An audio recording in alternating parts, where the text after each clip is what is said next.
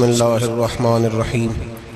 या अय्युहल्लज़ीना आमनू कुतिबा अलैकुमुस्सियामु कमा कुतिबा अलल्लज़ीना मिन क़ब्लिकुम लअल्लकुम तत्तक़ून। क़ाल नबी सल्लल्लाहु अलैहि वसल्लम लिकुल्लि शैइन ज़कातुन व ज़कातुल जसदिस्सौम औ कमा क़ाल सल्लल्लाहु अलैहि वसल्लम सदक़ल्लाहुल अज़ीम व सदक़ रसूलुहुन नबियुल करीम। इन्नल्लाहा व मलाइकतहु युसल्लूना अलन नबी या अय्युहल्लज़ीना आमनू सल्लू अलैहि व सल्लिमू तस्लीमा। अल्लाहुम्मा सल्लि अला सय्यिदिना व मौलाना मुहम्मदिन मअदनिल जूद वल करम व आलिहि व सहबिहि व बारिक व सल्लिम। हम्द व सलात के बाद कुरान मजीद सूरह बकरा अल्लाह तबारक व तआला ने इरशाद फरमाया, या अय्युहल्लज़ीना आमनू कुतिबा अलैकुमुस्सियाम, ऐ ईमान वालों तुम पर रोज़े फ़र्ज़ किए गए, कमा कुतिबा अलल्लज़ीना मिन क़ब्लिकुम, उसी तरह जिस तरह तुमसे पहले लोगों पर फ़र्ज़ किए गए थे, लअल्लकुम तत्तक़ून, ताकि तुम परहेज़गार हो जाओ, मुत्तकी हो जाओ, अल्लाह से डरने वाले बन जाओ, गुनाहों से बचने वाले बन जाओ, अपनी ज़िंदगी को रब रसूल के अहकामात की रोशनी में गुजारने वाले बन जाओ। रोज़ा एक प्रैक्टिस है, एक मुजाहिदा है, एक जद्दोजहद है।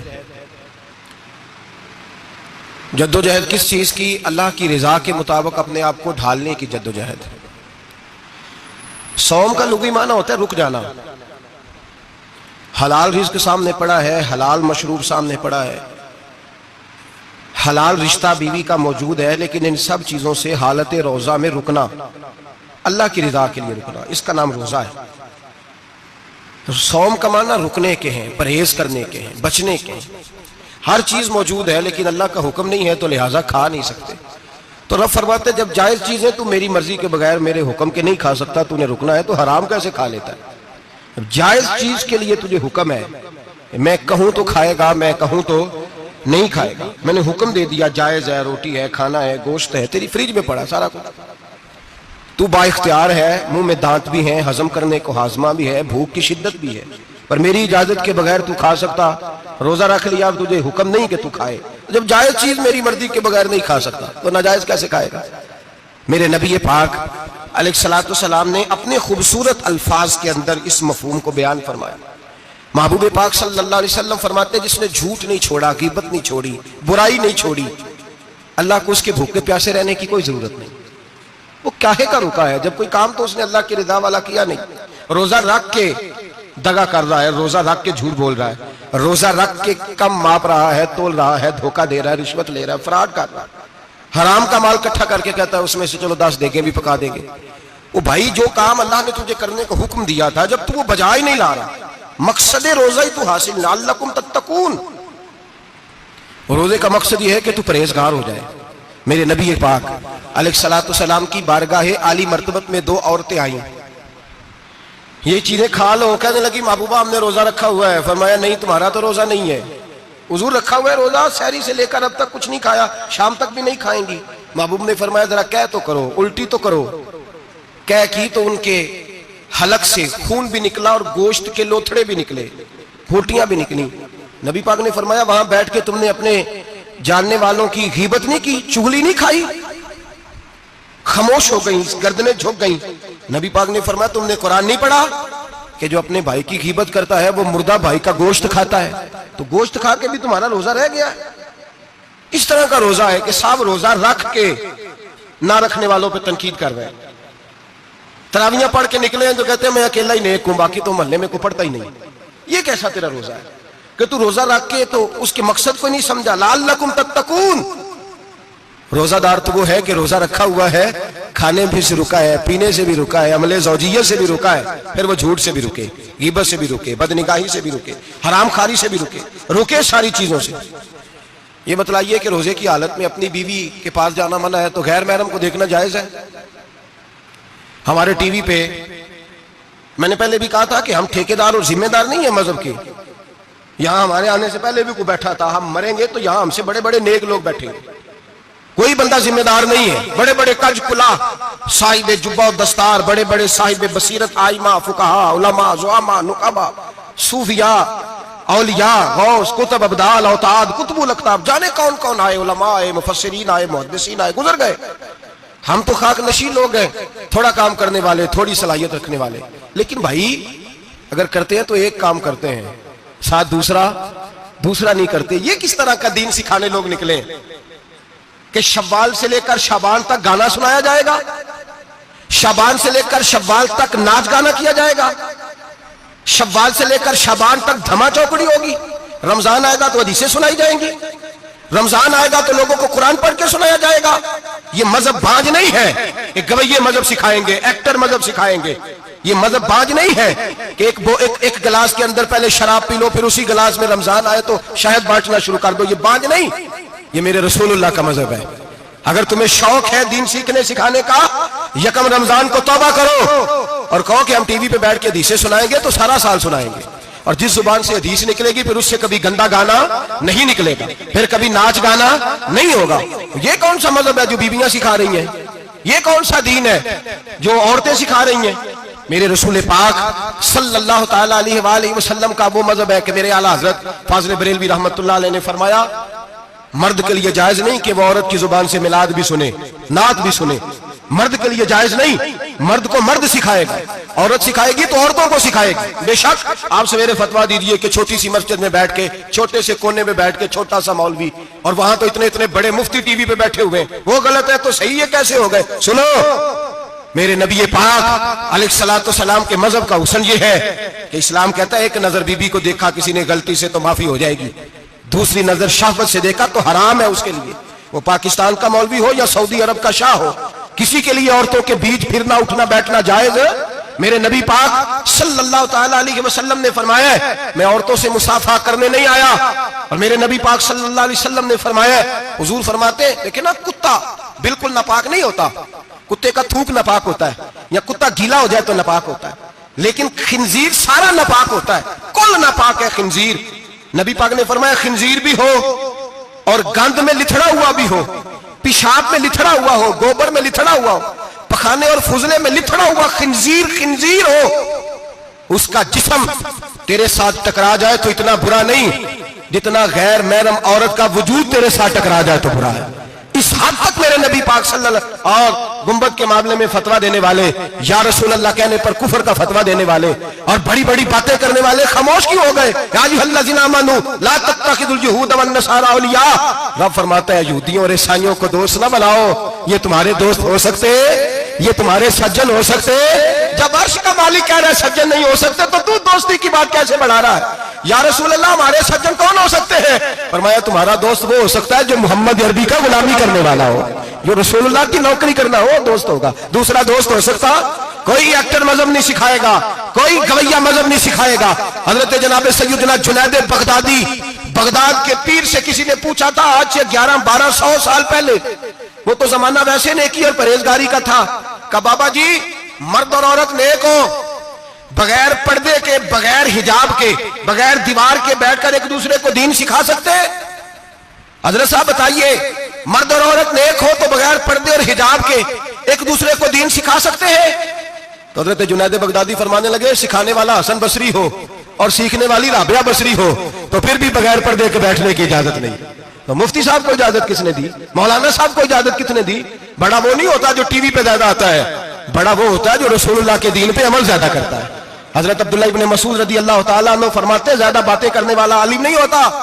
हुजूर फिर आलिम कौन होता है? फरमाया पढ़ो कुरान, इन्नमा यख्शल्लाह मिन इबादिहिल उलमा। फरमाया बड़ा आलिम वो होता है जो अल्लाह से ज्यादा डरता है।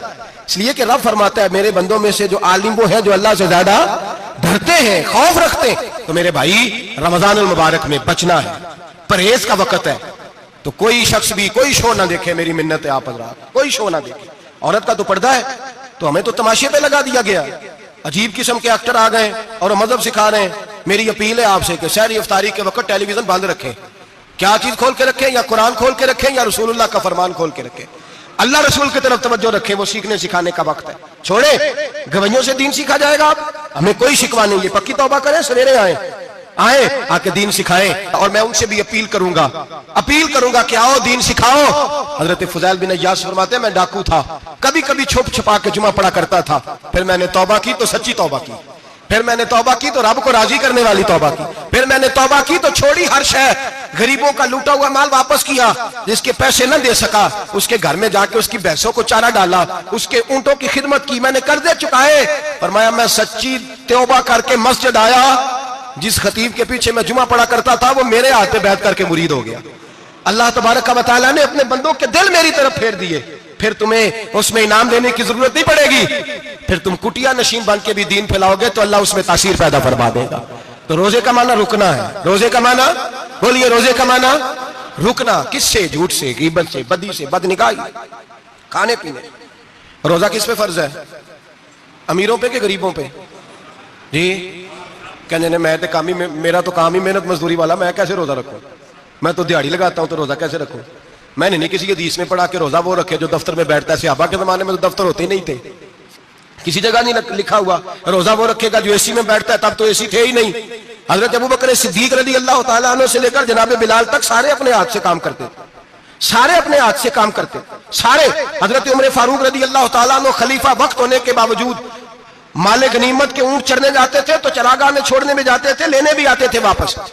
सारे लोग अपने हाथों से मुशक्कत वाले काम करते। हजरत बिलाल मजदूरी करते, सलमान फारसी मजदूरी करते, मिकदाद मजदूरी करते, सहाबा मजदूरियां करते, रोजे रखते।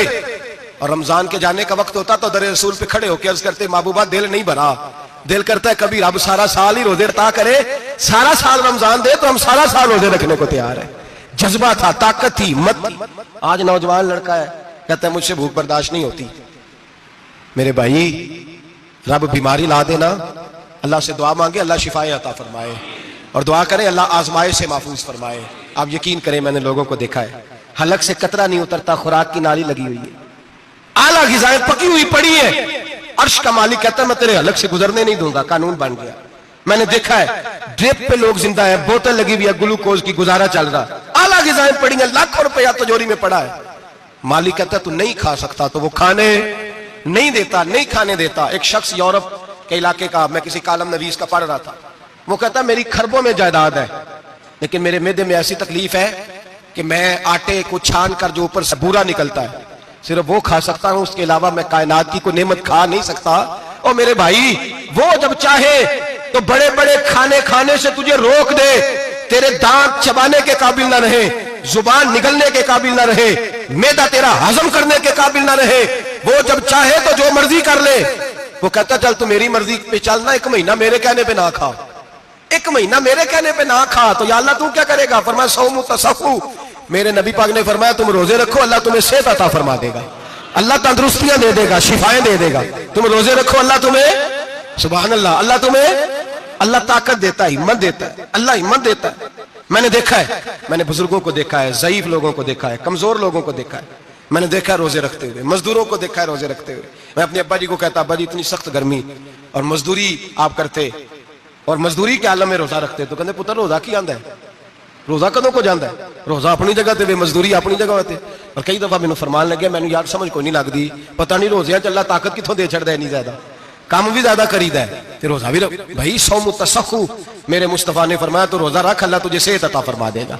रब ताला तुझे, यहाँ होटल खुले हुए हैं, यहाँ अजीब हालात है, होटल खुले हुए हैं, लोग बहाने ढूंढते फिरते हैं, कहते हैं कट लग गया था, जरा थोड़ा सा खून निकल आया, सनी प्लास लगाई है तो रोजा नहीं रखा, ये जरा मुझे थोड़ी दिक्कत हो गया तो मैंने रोजा नहीं रखा, खांसी लग गई है तो रोजा नहीं रखा। ओ खुदा के बंदे, रोजा तो नेमत है। और सुभान अल्लाह, मेरे नबी पाक ने फरमाया लिकुल्ल शैइन ज़कात व ज़कातुल जसद सौम, फरमाया हर शय की ज़कात होती है, वजूद की ज़कात रोजा है।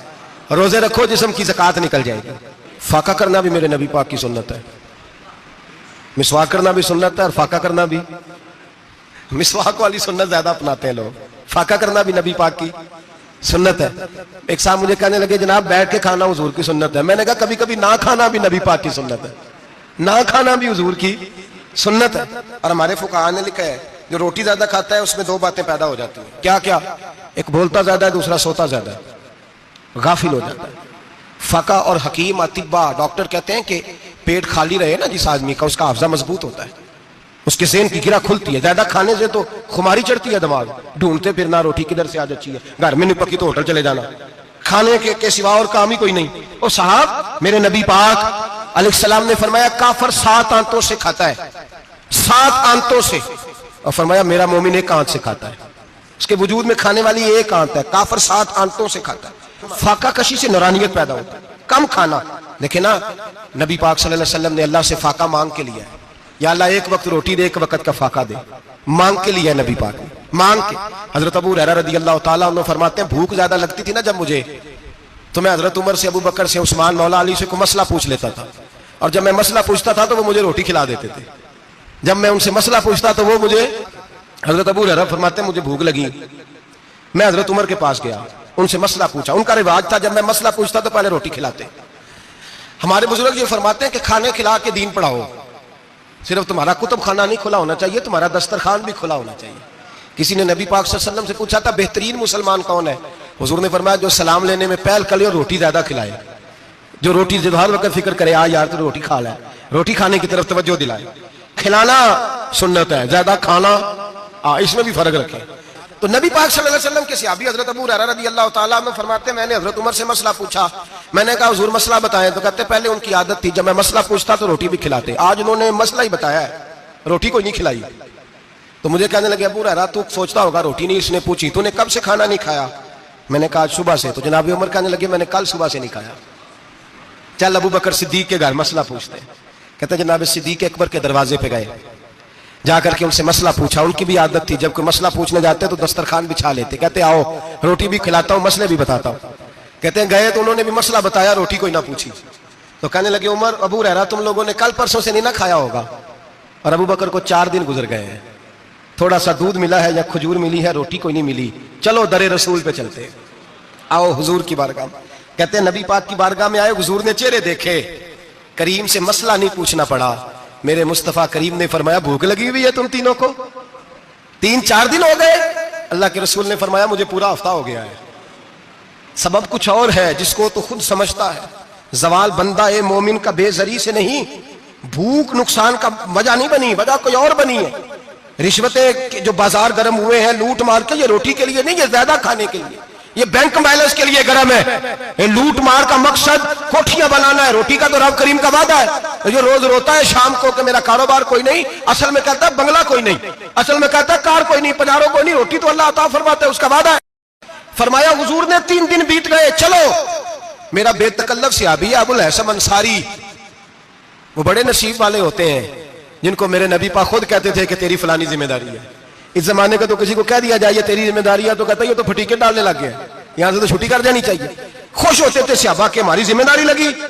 कहते हैं हजरत अबुल हसन अंसारी के घर गए, नबी पाक ने फरमाया भूख बड़ी लगी है, खाना ला। कहते हैं हुजूर ने उसे कहा तो उस आदमी को तो वजद ही हो गया। उसने कहा मेरे इतने नसीब कि हुजूर का ये खाना खिला। आओ देखो दुनिया वालों, आज जो सबसे ज्यादा इज्जत वाला है वो मेरा मेहमान बना हुआ है। फरमाते हैं वो दौड़े गए, बकरी उठाई, जिबा की, बीवी को कहने लगे रोटी तैयार कर। उधर खजूरें तोड़ी, अंगूर तोड़े, कहने लगे हुजूर आप जब तक तनावुल करें तब तक खाना पक जाता। हजरत उमर कहते हैं रोटी पक के आई, बड़ा प्यारा गोश्त, बड़ा अच्छा सालन, बड़ा खूबसूरत खुलूस वाला खाना। फरमाते हैं मैंने बड़ा ही खाया। नबी पाक ने ना एक रोटी ली और छोटी चपाती, थोड़ा थोड़ा सालन कोनों से, और जब नबी पाक ने खा लिया तो हुजूर की आंखों में आंसू आए। हजरत अमर कहने लगे हुजूर रोए क्यों? तो नबी पाक ने फरमाया सोचता हूं 7 दिन के फाके के बाद खाया है, पर डरता हूं रब इसका हिसाब पूछेगा तो जवाब कैसे देना है, इसका हिसाब भी तो देना है ना जो खाया है। तो हजरत उमर फारूक के हाथ में कुछ चीज थी, जोर से जमीन पे मारी, का महबूबा 7 दिन के बाद भी रोटी खाए तो हिसाब देना है। नबी पाक फरमाने लगे उमर वो मालिक है ना, तो जब देता है तो हिसाब नहीं ले सकता, हिसाब तो देना है, हिसाब तो देना है, तैयारी रखो। सहाबा किराम फरमाते हमने इरादा किया कि आज के बाद हम फिर फाके करेंगे, कम खाएंगे, इसलिए कि हिसाब देना है। मेरे भाई वो फाका कशी करते थे, डरते थे। यहाँ तो लोग खा के बीमार है, खाते जा रहे हैं, सोते जा रहे हैं, खाते जा रहे हैं, सोते जा रहे हैं। ये भी वक्त आएगा रमजान शरीफ का, सवेरे दर्श पे आओ कहते नींद बड़ी आती है, सवेरे 2 सिपारे पढ़ के सोया करो कहते साहब नींद बड़ी आती है। फजर के बाद ही तो वक्त होता है अल्लाह अल्लाह करने का, शहरी का, खाते जा रहे हैं, सोते। लोग जमात से नमाज नहीं पढ़ते सो जाते, जमात का सवाब छोड़ के सो जाएंगे। भाई रमजान मुबारक में फाका कशी की ट्रेनिंग होती है, फाका कशी की तरबियत ले, रमजान में रोके अपने आप को, तरबियत होगी। और हमारे सूफिया फरमाते हैं जो ज्यादा खाता है उसका नफ्स उसको ज्यादा पे माइल करता है, ख्वाहिशात नफ्स पैदा होती है। मेरे नबी पाक अलैहिस्सलाम ने जवानों को हुक्म दिया है, या माशरल शबाब, ओ जवानों। या रसूलल्लाह क्या हुक्म है? फरमाया या निकाह कर लो अगर ताकत है, नहीं ताकत तो रोजे रखो। हुजूर रोजे से क्या होगा? फरमाया तुम्हारा नफ्स कुचला जाएगा, शैतान वसवसा अंदोजी नहीं करेगा। आज नौजवान बढ़ बढ़ के खाता है, बहुत ज्यादा खाता है, कभी इस होटल से खाता है, कभी उस होटल से खाता है। इतना ज्यादा खाएंगे तो नफसानी कुव्वतें उछल करके आएंगी, मुश्किल हो जाएगा। शादियां देर से होती हैं, माँ बाप आंखें बंद करके बैठे हुए हैं। अगर माँ बाप की जिम्मेदारी हो और माँ बाप निकाह ना करे तो नबी पाक ने फरमाया बच्चे गुनाह करेंगे तो जितना गुनाह बच्चे को उतना बाप को भी होगा। तो माँ बाप चुप है, दूसरा शादी मुश्किल बड़ी है, महंगी बड़ी, और तीसरा नहीं कर रहे कुछ लोग तो रोजे भी नहीं रख रहे। तो रमजान उनके लिए भी वक्त है, नफसानी कुव्वतें कुचली जाएंगी। खाना जितना कम खाया जाएगा उतना वजूद के अंदर नफसानी ख्वाहिशात कम पैदा होंगी। तो रमजान तो प्रैक्टिस है मुजाहिदे की, दीन की। और दूसरा, मेरे हबीब पाक सल्लल्लाहु अलैहि वसल्लम ने फरमाया है, हुजूर फरमाते हैं कि रमजान और कुरान का आपस में रिश्ता है। कुरान पाक कितना पढ़ना चाहिए रोजाना? ज्यादा से अल्लाह जज़ा दे, उम्मीद है आप ज्यादा से ज्यादा ही पढ़ते होंगे। भाई सुने, हदीस मुबारका में नबी पाक ने फरमाया रमजान और कुरान दोनों मिल के ना, बड़ी प्यारी हदीस है, फरमाया दोनों मिल के अल्लाह की बारगाह में मेरी उम्मत की सिफारिश करेंगे। रमजान और अल्लाह अकबर। किस तरह? नबी पाक फरमाते हैं रमजान कहेगा ए अल्लाह दिन के वक्त मैंने इसे तेरी रजा के लिए खाने पीने से बाज रखा, और कुरान कहेगा या अल्लाह रात को तेरी रजा के लिए खड़ा होकर ये कुरान सुनता था। रमजान और कुरान दोनों सिफारिश करेंगे। हम ना बड़ा कुछ पढ़ते हैं, सुनते हैं, सीखते हैं। अब यकीन करें, ये खाते भाई का भाई से इख्तलाफ हो जाए ना तो वो 30 साल पुराने खाते खोल के ले आता है, सारी रात ढूंढता है कि मेरे पैसे कहां से निकलते हैं, पढ़ लेता है। कुरान पाक की बारी आती है तो नहीं पढ़ते कुरान पाक। अब्बा जी का खत्म होता है तो मांगते फिरते हैं, कहते 2 कुरान पाक, 10 कुरान पाक। ये बातें बतानी नहीं चाहिए, करनी नहीं चाहिए, लेकिन चूंकि तरबियत के लिए बैठा हूं तो कर देता हूं। मेरे शागिर्दों से पूछें, यहाँ मदरसा है अल्हम्दुलिल्लाह, दर्जनों तलबा है, असातिज़ा है, मेरे पीर भाई हैं, और मेरा यह दावा है कि शायद कोई किसी से इतना प्यार करता हो जितने मेरे शागिर्द और मुरीद मुझसे करते हैं। लेकिन मैंने कभी किसी से नहीं कहा कि जरा सूरत फातिहा पढ़ के देना, मैंने अपने अब्बा जी को सवाब देना है। पूछ लें किसी से नहीं कभी कहा, कभी नहीं मैंने कहा कि जरा मुझे थोड़ा सा कुरान पढ़ दें। मैं इसको नाजायज नहीं कहता, पढ़वाना चाहिए, लेकिन मैं अपने वालिदैन के लिए कभी सवाल नहीं करता कि मुझे जरा पढ़ के दो, मैंने बख्शना है, इसलिए कि मैंने जाती तौर पर रूटीन बनाई है। मैं समझता हूं कि कायनात के अंदर मेरे ऊपर जिन लोगों ने एहसान किए उनमें सबसे ज्यादा हिस्सा मेरे माँ बाप का है। मैं समझता हूं इस बात, कितना नालायक हूं मैं कि मैं 1 महीने में एक कुरान पाक भी पढ़ के उनकी रूह को एहसास नहीं कर सकता। मेरा ये तरीका है जाती, मैं कदगन नहीं लगाता, मेरा जाती तरीका ये, अलहम्द से शुरू करो और 2 सूरतें छोड़ के कुरान पाक खत्म कर दो आखिरी, और फिर फलक और नास सूरतें साथ ले जाओ। यहां बैठ के साले सवाब नहीं करना, खत्म नहीं दिलाना, साथ ले जाओ, कब्र पे खड़े हो जाओ और फलक और नास सूरतें कब्र पे बैठ के तिलावत करो। और जो कुरान मजीद पढ़ा है उनकी रूह को वहां एहसास करो। और भाई, औलाद जब माँ बाप के लिए पढ़ती है तो उसे कहना नहीं पड़ता अल्लाह बख्श दे, इसलिए कि औलाद की नेकियां खुद ब खुद माँ बाप के खाते में जमा होती हैं, खुद नेकियां जमा होती हैं। मेरे भाई, तू बच्चों से ये तो मुतालबा करता है कि बेटा इस साल रमजान मुबारक में मेरे लिए सत्तू जरूर बनाना, फलानी चटनी जरूर तैयार करना, ये क्यों नहीं कहता बीवी से कि डिशे कम बनाना? तू भी बैठ के कुरान पाक पढ़, मैं भी कुरान पाक पढ़ता हूँ। इधर आओ बेटा, यहाँ बैठ के तिलावत करो, मैं भी करता हूँ। बेटी इधर आओ, बैठ के कुरान पाक पढ़ो। कितना वक्त लगता है? हाफिज और कारी और उलमा अगर पढ़े तो 20-25 मिनट लगते हैं कुरान पाक का सिपारा पढ़ने, और अटक अटक के पढ़ने वाला भी पढ़े तो 1 घंटा लग जाएगा। और मेरे नबी पाक सल्लल्लाहु अलैहि वसल्लम ने फरमाया जो कुरान पढ़ते हुए अटकता है अल्लाह उसे डबल सवाब अता फरमाता है। फरमाया जो जुबानी पढ़े सिंगल सवाब, जो देख के पढ़े उसे डबल सवाब। हुजूर क्यों? फरमाया इसलिए कि मेरा कुरान देखने पे भी अल्लाह सवाब अता फरमाता है, कुरान देखने पे भी अल्लाह सवाब देता है, देखने का भी सवाब। रमजान शरीफ में कुरान पाक पढ़े, खोल के पढ़े। और मेरे भाई, अगर तेरा बच्चा पढ़े, अगर तेरी बेटी पढ़े, कायनात का खुश नसीब बाप वो है कि बेटा कुरान पढ़े, चाहे नाजरा ही पढ़े, इसकी बेटी पढ़े। जिंदगी में इन्हें इस काम पे लगा जाओ, मरने के बाद भी पढ़ेंगे। इमाम जलालुद्दीन सुयूती शाफई रहमतुल्लाह अलैह फरमाते, हजरत ईसा कब्र के पास से गुजरे, कब्र पे अजाब हो रहा था, अल्लाह का गजब बरस रहा था। जनाबे ईसा इस्तिगफार पढ़ते डरते गुजर गए। थोड़ी देर के बाद, चंद घंटों के बाद गुजरे तो उसी कब्र पे फूल खिले हुए थे, रहमत बरस रही थी।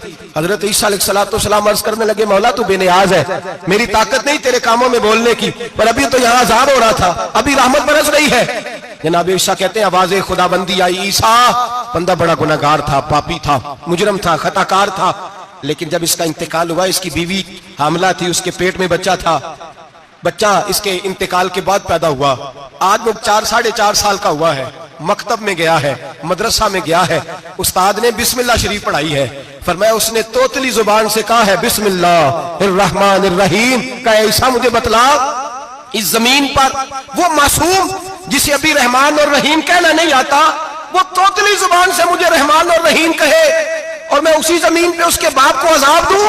फरमाया उसने एक बार रहमान और रहीम कहा है, मैंने उसकी बाप की कब्र को नूर से मामूर फरमा दिया है, नूर से भर दी है कब्र, बरकत से भर दी है। अल्लाह करे मेरे बेटे भी कुरान पढ़े, अल्लाह करे मेरी बेटियां भी कुरान पढ़े, अल्लाह करे हम सब की औलादे कुरान पाक पढ़े। लेकिन ना इमाम आजम अबू हनीफा रमजान में 61 कुरान पाक पढ़ते थे। कितने? 60 टेक। अल्लाह अकबर। एक कुरान पाक दिन में पढ़ते पूरा, एक रात को पढ़ते, एक तरावी में पढ़ते।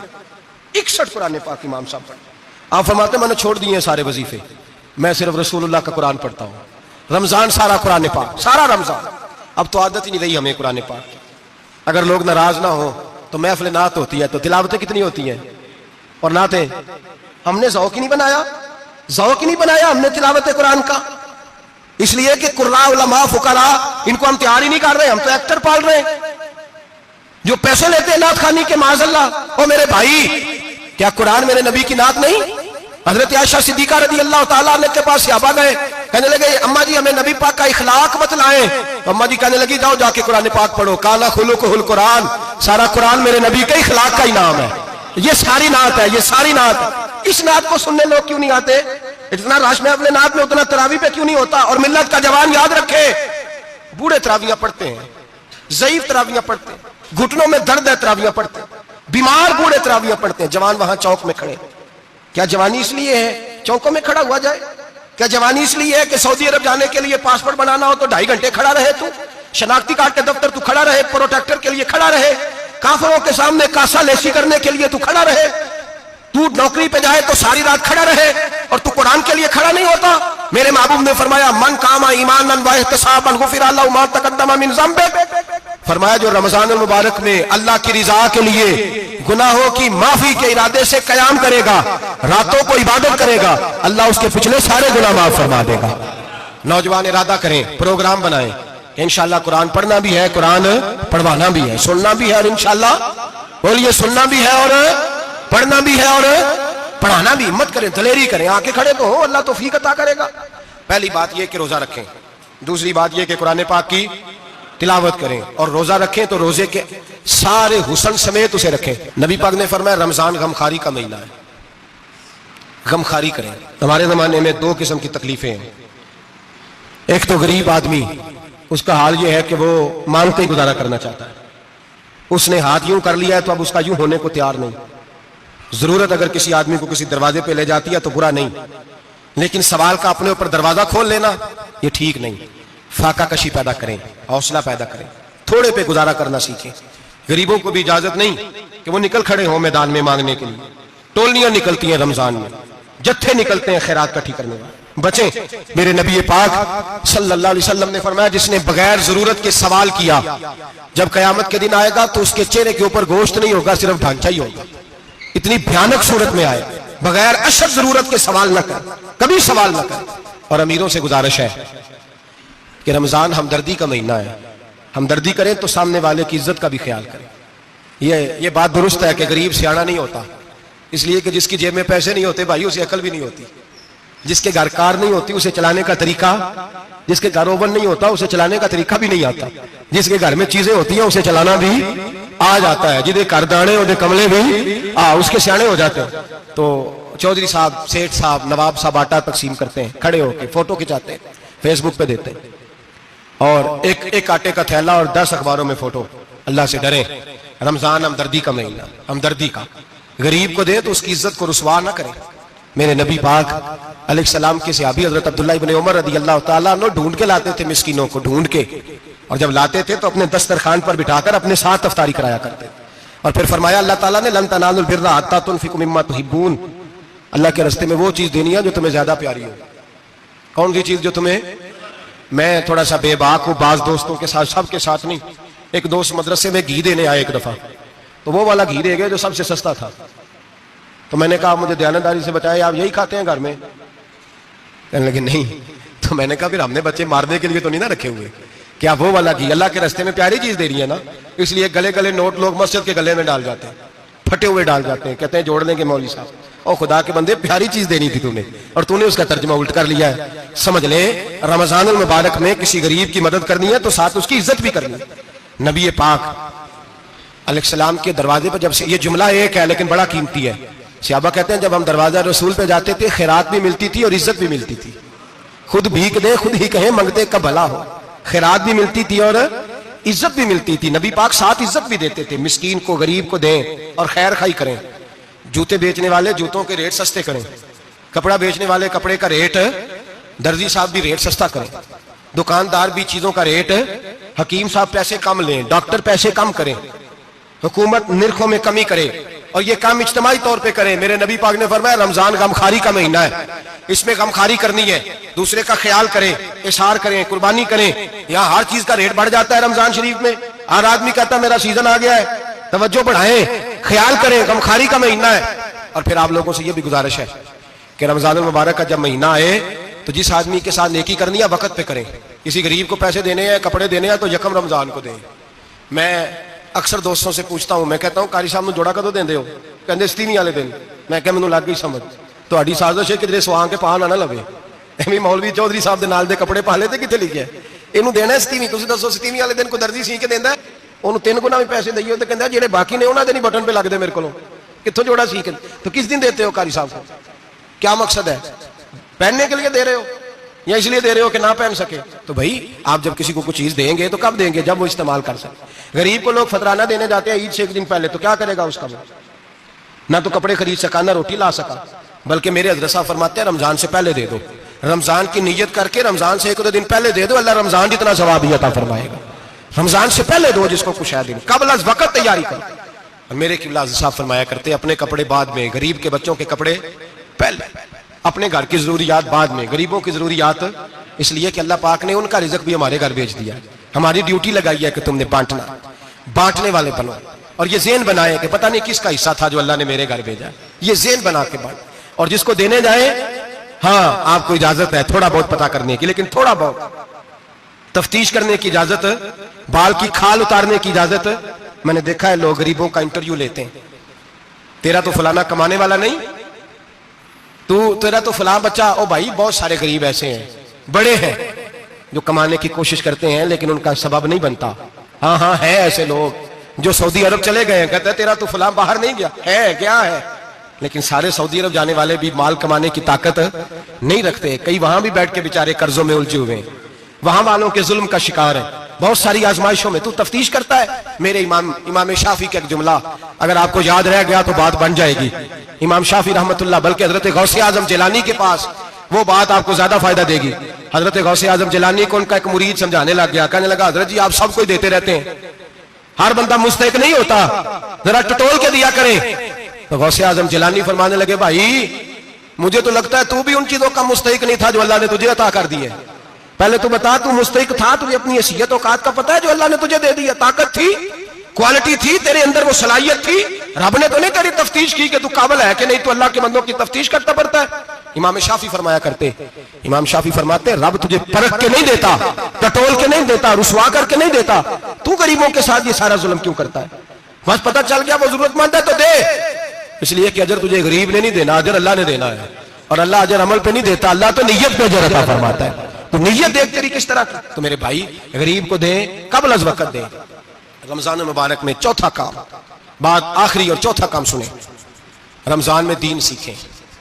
शैतान कैद होता है ज्यादा से ज्यादा, और जब आदमियों का पेट खाली होता है ना तो ज़हन जो होता है ना वो भी उसका फ्रेश होता है। उसमें कोशिश करें दीन सीखने की। मेरे नबी करीम सल्लल्लाहु अलैहि वसल्लम ने इस दीन को इल्म का दीन करार दिया है, शऊर का दीन करार दिया है, फहम का दीन करार दिया। नबी पाक सल्लल्लाहु अलैहि वसल्लम ने फरमाया एक इबादत करने वाला इशा के बाद खड़ा हो और फजर तक नमाज पढ़ता रहे। एक आलिम दीन इशा पढ़ के सो जाए, उठ के फजर पढ़ ले, तो वो 70 इबादत करने वालों का दर्जा ज्यादा नहीं, आलिम का दर्जा फिर भी ज्यादा है। उस आलिम दीन का दर्जा ज्यादा है, इसलिए कि वो लोगों को आगाही देता है, शऊर बख्शता है। ये दीन जो है ये, और नबी पाक सल्लल्लाहु अलैहि वसल्लम ने फरमाया इबादत करने वाले पर आलिम का दर्जा उतना ही ज्यादा है जितना मेरा दर्जा अपने गुलामों पर ज्यादा है। आलिम को हुजूर ने इतना बड़ा मकाम दिया। दीन सीखें, शऊर हासिल करें, ये फकाहत का दीन है, शऊर हासिल करने का दीन है। और नबी पाक सल्लल्लाहु अलैहि वसल्लम ने फरमाया दीन की एक बात सीख लेना 1000 नफल पढ़ने से ज्यादा दर्जा रखती है। दीन की एक बात सीख लेना 1000 जनाजे में शिरकत से ज्यादा दर्जा रखती है। दीन की एक बात सीख लेना मेरे नबी पाक सल्लल्लाहु ताला अलैहि वसल्लम इरशाद फरमाते 1000 मरीज की इयादत करने से ज्यादा दर्जा रखती है। फरमाया जिसने रात के एक लम्हे में दीन की एक बात सीखी, अल्लाह उसे सारी रात इबादत करने से ज्यादा सवाब अता फरमाएगा। मेरे ऐसा फरमाया करते जब सीखने वाले को यह सवाब मिलेगा तो बताइए सिखाने वाले को कितना सवाब मिले, उसे अल्लाह कितना दर्द। रमजान आ रहा है, शैतान कैद है, दीन फैलाने की कोशिश करें, जद्दोजहद करें। बड़ी नींद आती है फजर पढ़ के, लेकिन अगर किसी का इरादा बन जाए कि दीन सीखना भी है और दीन बच्चों को, तो फिर कोई नींद गलबा। एक मिसाल एक आलिम ने समझाई। कोई बुजुर्ग थे, दरवेश आलिम, उनके पास एक औरत आई, कहने लगी मैं बच्चों को सवेरे बड़ा जगाती हूं, बच्चे जागते नहीं नमाज के लिए। बड़ा अजीब जवाब दिया बुजुर्गों ने, दरवेश ने, आलिम ने। कहने लगे बीबी क्यों नहीं जागते, जगाया कर, बेदार किया कर, उठाया कर। कहने लगी बड़ी जद्दोजहद करती हूं, उठते नहीं, बेदार नहीं होते। अल्लाह वाले थे ना। कहने लगे ये बता अगर उस कमरे में आग लग जाए तो फिर बच्चों को कैसे बेदार करेगी, आग से बचाने के लिए क्या करेगी? फिर तो बालों से पकड़ भी घसीटना पड़ा तो घसीट के कमरे से लाऊंगी, फिर तो चोटें लगती हैं तो लग जाए, फिर मैं परवाह नहीं करूंगी। आप फरमाने लगे यूं समझ ले जहन्नम की आग जल रही है, अगर तेरे बच्चे ने नमाज ना पढ़ी तो आग लग जाएगी, अगर इसने इबादत ना की तो उसे आग, अब जैसे भी तुझे उठाना पड़ता है उठा घसीट के बाहर ला, लेकिन उसकी नमाज कज़ा। नींद बड़ी आ रही है सवेरे, लेकिन अगर दीन ना सीखा तो मुश्किल हो जाएगी। जैसे भी अपने आप को जगाना चाहिए, हिम्मत करनी चाहिए, दलेरी करनी चाहिए। तो हमेशा मिदहत खैरुल अनाम में गुजरे, दुआ है ये उम्र दरूद और सलाम में गुजरे। आखिर दावा।